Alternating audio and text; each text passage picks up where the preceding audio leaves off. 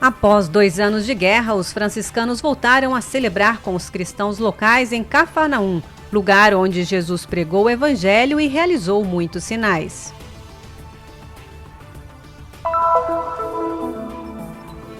Em Jerusalém, a oração do Rosário uniu a Abadia da Dormição e o Pontifício Instituto Notre Dame.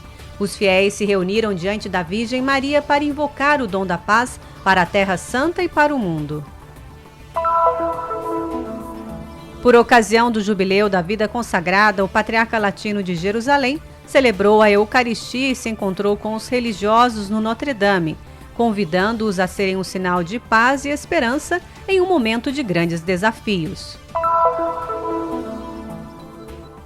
No Museu do Patriarcado Armênio, um concerto ecumênico para celebrar os 1700 anos do Concílio de Nicéia. Diferentes tradições se uniram por meio da música para testemunhar sua fé compartilhada e a unidade entre as igrejas. Em Chipre, estudantes de vários países descobriram a antiga arte da têmpera de ovo na pintura de ícones, desfrutando de uma experiência artística e intercultural que une tradição e compartilhamento.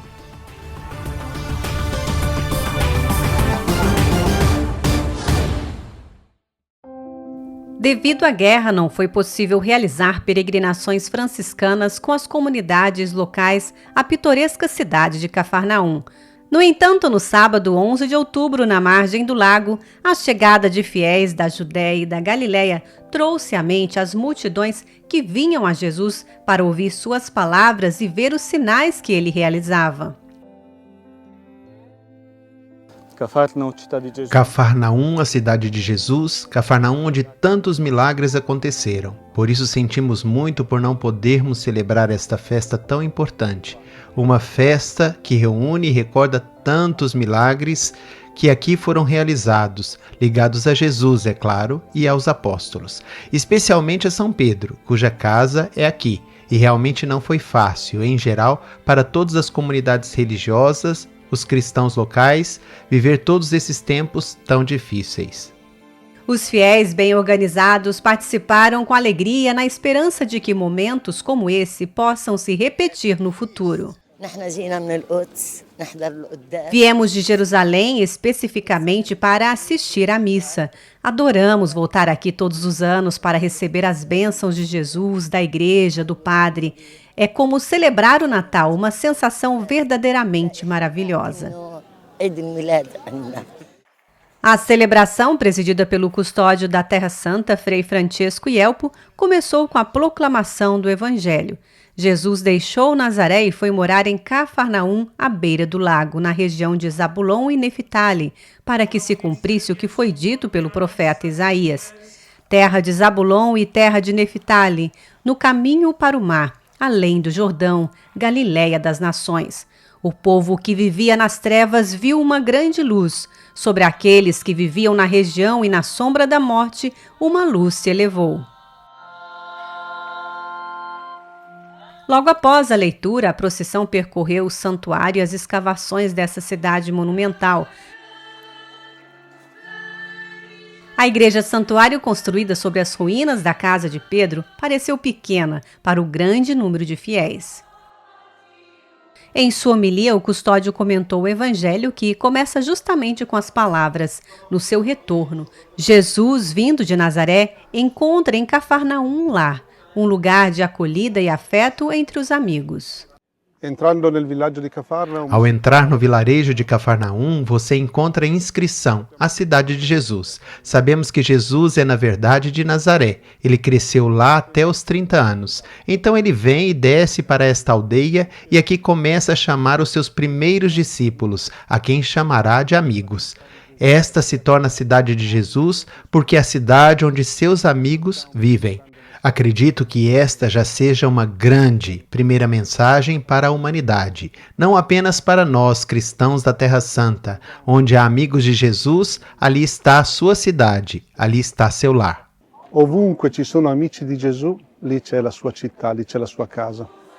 Um belo símbolo desta celebração é a oferta, a bênção e a distribuição dos frutos da terra, que marcam uma nova estação que esperamos que dê bons frutos de reconciliação e paz para a Terra Santa e o mundo.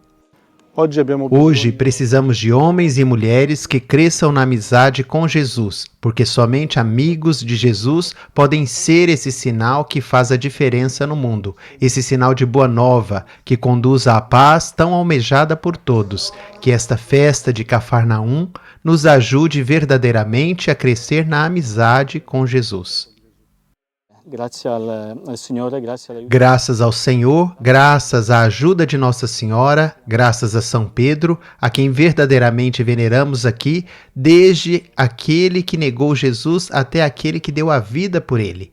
Nós também somos chamados a estar prontos, a viver na Terra Santa não apenas nos bons momentos, mas especialmente nos momentos difíceis, a proteger os lugares santos, para que possam estar abertos aos peregrinos no futuro, a poder transmitir a fé, entregando-se, se necessário, a nossa vida por Jesus.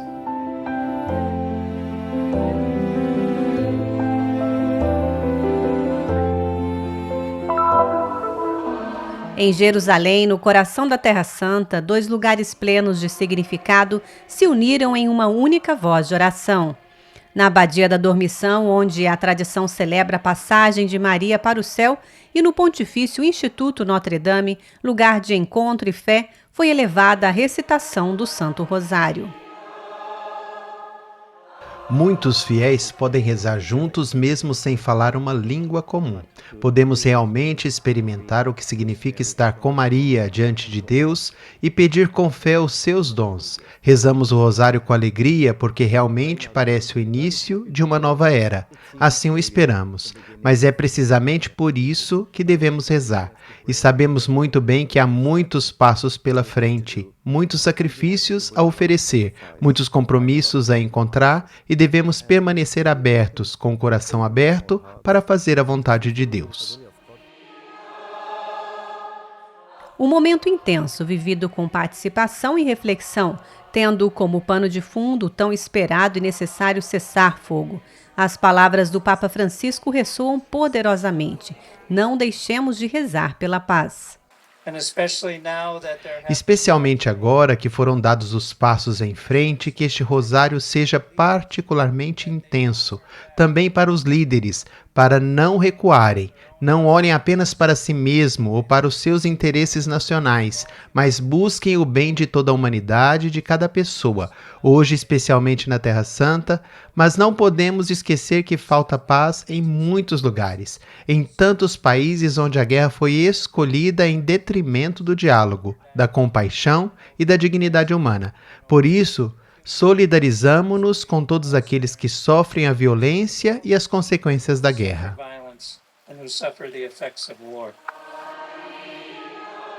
Neste tempo frágil, a fé se transforma em esperança, e a esperança se entrega a Maria, Mãe de todos, para acompanhar os povos desta terra rumo a dias de diálogo, perdão e vida.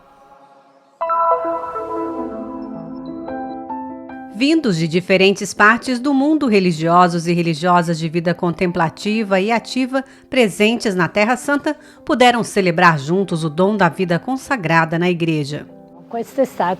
Este evento nasceu justamente do desejo de celebrar junto com a Igreja no mundo inteiro o Jubileu da Esperança.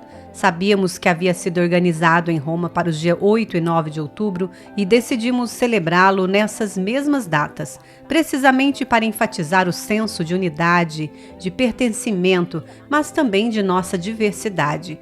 Somos, de fato, muitas congregações masculinas e femininas reunidas.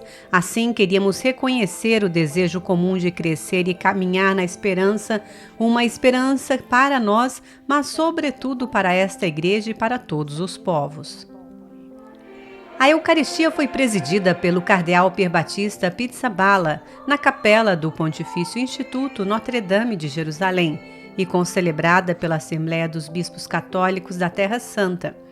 À luz da primeira leitura, centrada na missão de Jonas ao povo de Nínive, o patriarca enfatizou como o profeta estabeleceu uma amizade tão profunda e sincera com Deus que pôde expressar diante dele desolação e incompreensão em relação ao seu plano.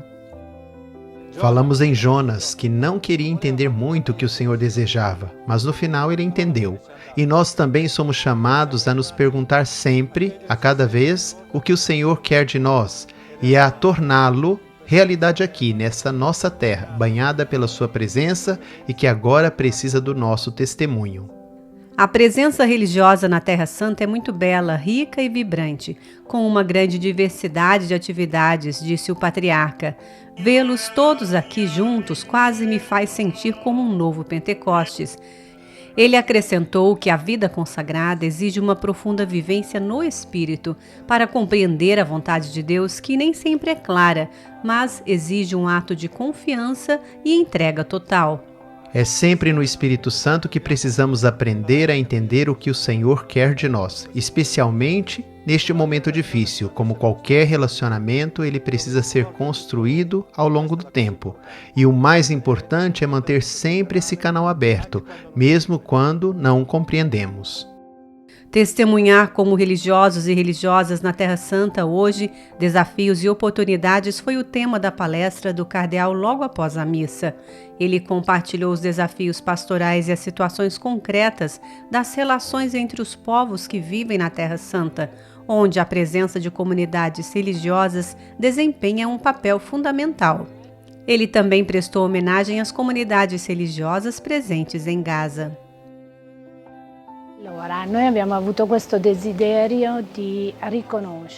Tínhamos esse desejo de reconhecer essa presença que representa todos nós e, ao mesmo tempo, expressa também o nosso desejo de paz em Gaza.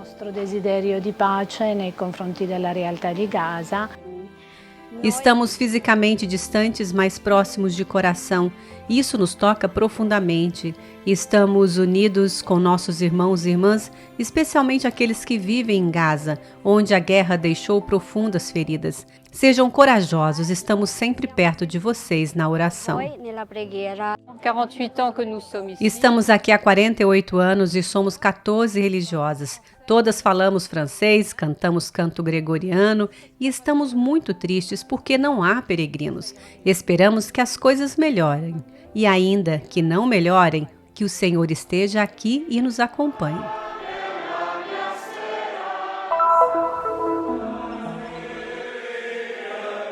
No domingo 5 de outubro, no Salão do Museu do Patriarcado Armênio, foi realizado um concerto ecumênico em comemoração aos 1700 anos do Concílio de Niceia, organizado pelos bispos católicos da Terra Santa. Com uma participação significativa, os presentes puderam ouvir as vozes expressas nas tradições e na cultura de cada grupo que, por meio da música, demonstraram sua fé em Cristo. De acordo com o documento preparado pela Comissão Teológica Internacional do Vaticano, o Concílio de Niceia é um tesouro que continua a se aprofundar ao longo dos séculos em todas as culturas. Além disso, ele nos mostra claramente os pontos de comunhão que unem cristãos de todas as tradições que professam a mesma fé e o mesmo batismo. Especialmente nos últimos 2 anos marcados por guerras e grandes dificuldades, viemos aqui para rezar pela paz e nos unir em oração por ocasião do grande jubileu dos 1700 anos de Niceia e do Ano da Misericórdia. É verdadeiramente belo e significativo que nós, cristãos, possamos compartilhar esta experiência ecumênica juntos, celebrando a incrível diversidade presente na Terra Santa. Dos ortodoxos aos católicos, dos protestantes às diversas tradições eclesiais.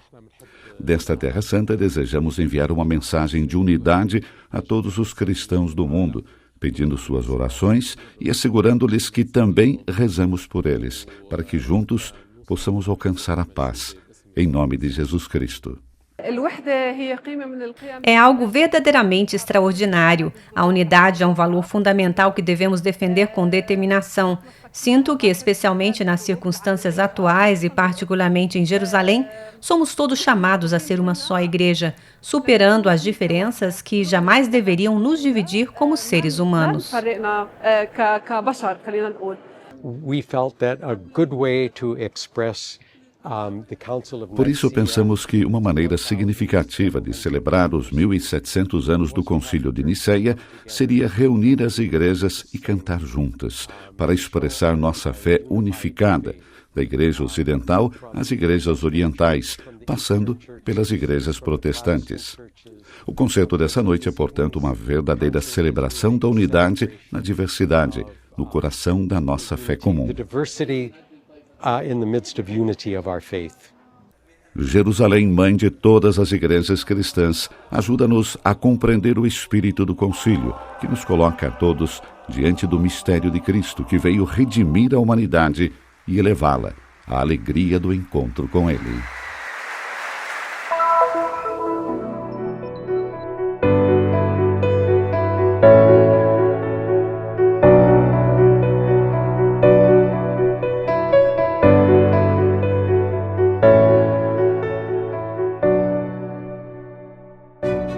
Durante vários dias na ilha de Chipre, um grupo de estudantes da Espanha, México, Itália e Jerusalém mergulhou na tradicional técnica de têmpera de ovo e pigmentos, usada na pintura de ícones há séculos.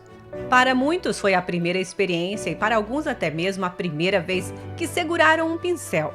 No entanto, sob a orientação cuidadosa e inspiradora das duas iconógrafas, Débora Martínez, de Chipre, e Maria Ruiz, de Jerusalém, os participantes criaram suas pequenas obras.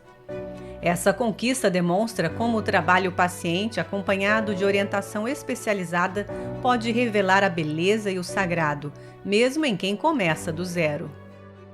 Eu tinha este sonho de poder integrar uma peregrinação física com uma peregrinação do coração, que seria a Jornada dos Ícones, que é um pouco parecida com a minha experiência. Porque quando você faz um ícone, você começa de um jeito e termina de outro, quase transfigurado. Chipre, com sua beleza ancestral e inspiração de fé, foi o cenário de uma jornada onde cada pincelada se tornou uma oração e cada silêncio um encontro. Cada etapa do ícone repercorria uma passagem da escuridão para a luz, uma autêntica jornada espiritual. Os dias foram intensos, 8, às vezes 10 horas de trabalho, mas o tempo era pontuado pela oração e enriquecido pelas visitas aos lugares da ilha. Le nostre giornate eravano una... Nossos dias foram um entrelaçamento muito natural da jornada dos ícones e do encontro com os lugares santos. Começamos às 8h30 com a oração do iconógrafo, seguida de ensinamentos e do trabalho inicial com os pincéis. Si metteva presto con i pennelli al lavoro. A comunidade local acolheu calorosamente o grupo. Particularmente significativo foi o encontro com o bispo latino de Chipre, Dom Bruno Variano, que expressou sua proximidade e apoio ao projeto. Devo dire che l'isola di Cipro è la chiesa di Cipro. Devo dizer que a ilha de Chipre, a igreja de Chipre, o povo chipriota são verdadeiros acolhedores e que facilitou todos os desafios. Sentimos-nos em casa desde o primeiro momento. As comunidades acolheram-nos calorosamente, disponibilizaram espaços e trataram-nos muito bem. Sentimos-nos acolhidos tanto pelos frades e freiras como pela população local e pelos paroquianos. Della gente locale e ai fedeli da parrocchia. Uma experiência que me transformou profundamente. Sinto-me privilegiada por tê-la vivenciado. Uma peregrinação exterior e interior que nos envolveu por inteiro, relataram alguns participantes. Um encontro profundo, um toque de fé que deixou uma marca no coração de cada um.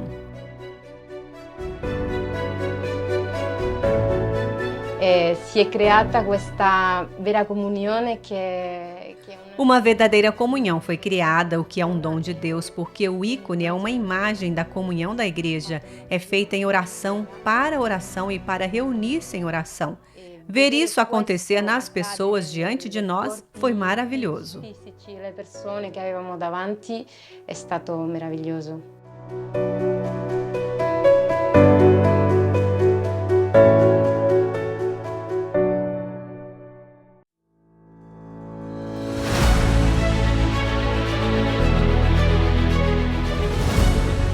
Abra-se a um gesto de solidariedade e apoie a missão da custódia da Terra Santa. O Christian Media Center transmite as boas novas de Jesus, tornando conhecida ao mundo a espiritualidade dos lugares santos e a vida dos cristãos que aqui vivem. Sua contribuição nos ajudará a levar o anúncio do Senhor ressuscitado cada vez mais a todas as pessoas de todas as línguas e nações. Para nos ajudar de forma concreta, leia o QR Code. Sua escolha fará diferença.